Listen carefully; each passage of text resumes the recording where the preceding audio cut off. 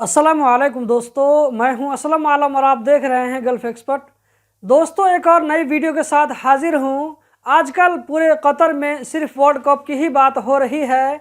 इस वीडियो में मैं आप लोगों को वो चीज़ दिखाने वाला हूं जो चीज़ आप लोगों तक नहीं पहुंच पाती है। तो इस वीडियो के साथ में आखिर तक बने रहें। अगर अच्छी लगे तो वीडियो को आगे शेयर ज़रूर करें।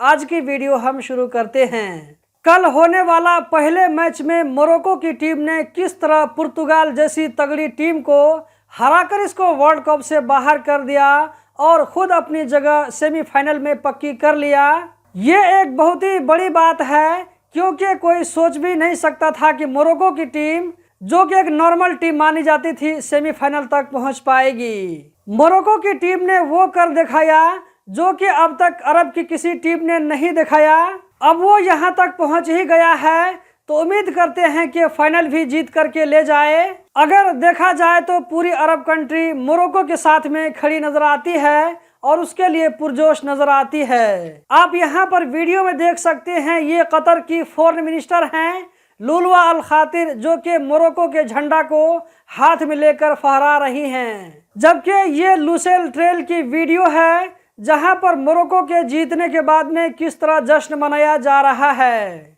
ये सूख वाकिफ की वीडियो है, जहां पर पाकिस्तानी और अफगानी कम्युनिटी के लोग मोरक्को की जीत पर आपस में खुशी मना रहे हैं। जबकि इस वाली वीडियो में आप कतर के बादशाह शेख तमीम बिन हमद आल सानी को देख सकते हैं, जो कि अपने बच्चों के साथ में मोरक्को की जीत पर खुशी मना रहे हैं और मैच का भरपूर एंजॉय कर रहे हैं। कतर की तरफ से मोरक्को को इतना ज्यादा सपोर्ट क्यों मिल रहा है, इसकी वजह आप यहाँ भी देख सकते हैं कि ये मोरक्को खिलाड़ी ने जो झंडा लिया हुआ है, इसमें कतर और मोरक्को का झंडा दोनों एक साथ बना हुआ है। और दूसरी बात यह है कि मोरक्को में भी अरबी लैंग्वेज बोला जाता है। जबकि आप इस वाली वीडियो में देख सकते हैं, ये मोरक्कन खिलाड़ी किस तरह अपनी मां के साथ में फील्ड में खुशी मना रहा है। जबकि यहाँ पर जीतने की खुशी में मिठाई तकसीम हो रही है।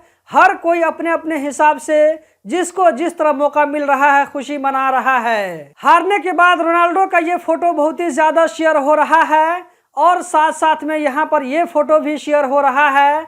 अगर आप चाहें तो इस वीडियो को आप भी शेयर कर सकते हैं। मोरक्को की टीम सेमीफाइनल में पहुंच चुकी है, जहां पर 14 दिसंबर को उसका मुकाबला फ्रांस के साथ में होगा। ये सेमीफाइनल का दूसरा मुकाबला होगा, जबकि इससे पहले 13 दिसंबर को क्रोएशिया और अर्जेंटीना के बीच में सेमीफाइनल का पहला मुकाबला होगा। दोनों मैच रात 10 बजे कतरी टाइम से खेले जाएंगे। कल का दूसरा मैच इंग्लैंड और फ्रांस के बीच में हुआ था, जिसमें इंग्लैंड हार करके इस वर्ल्ड कप से बाहर हो गया, जबकि फ्रांस इस मैच को जीतकर सेमीफाइनल में पहुंच गया, जहां पर उसका मुकाबला 14 दिसंबर को मोरक्को के साथ में होगा। दोस्तों, अब तक कतर में जितने भी मैच हो चुके हैं वर्ल्ड कप के, और स्टेडियम में जितने लोगों ने जाकर के इस मैच को देखा है, उन तमाम लोगों की तादाद 31,13,889 बताई जा रही है। आप जो यहाँ पर फोटो में देख रहे हैं,